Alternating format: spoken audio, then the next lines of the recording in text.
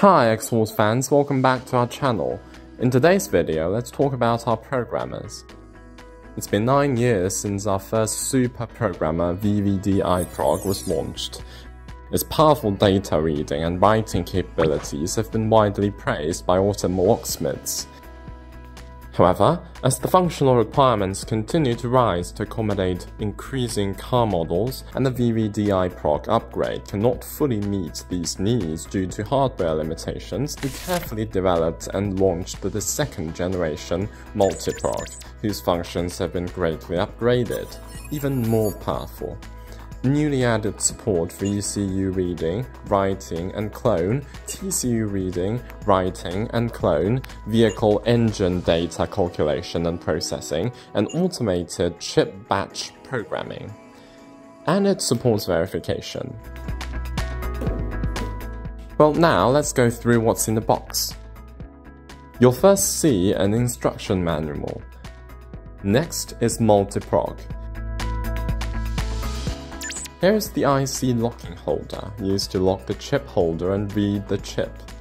This is magnetic shield, which uses a magnetic design and can be quickly removed to replace other types of adapter boards. Next are touchscreen and status indicator.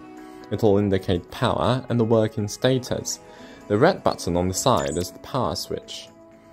There are abundant interfaces at the back, including a power socket, PE grounding plug, ISP ECU DOIP interface, reserved automation programming interface, RJ45 network port, USB-A interface, and USB interface.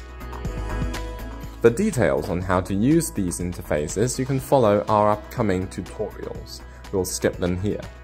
There is also a box of accessories coming with the device.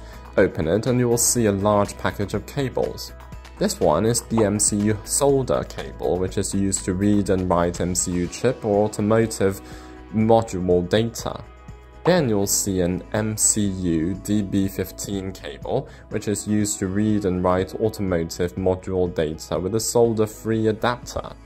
This one is an ECU solder cable that's used to read and write ECU and other module data. Then here is an ECU DB15 cable, which is used to read and write ECU and other module data with a solder-free adapter. This one is an OBD cable. With it, we can connect the vehicle OBD port and the device to directly read and write ECU and other module data. There is also a USB cable and 220-volt power cord. The last one is a USB Wi-Fi network card. Open the next package. You'll see ECU cable plugs in it, which are compatible with various types of ECUs and facilitate the connection of ECU pins. This is the power adapter. Then you'll see two adapter boards.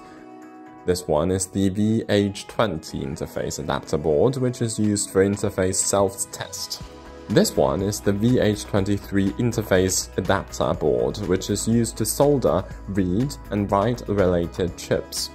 Besides these two boards, there is also an adapter board installed in the device by default. The VH13 interface adapter board can lock various IC sockets and DIP packaged memory chips, which is convenient for the direct reading and writing of chips. Well, I've covered everything in the box of Multi-PROG. So many accessories and interfaces are designed to achieve more and more practical functions. In the follow-up video, we'll also introduce the functions and usage of the Multi-PROG in detail. If you're interested, please follow us. See you in the next video.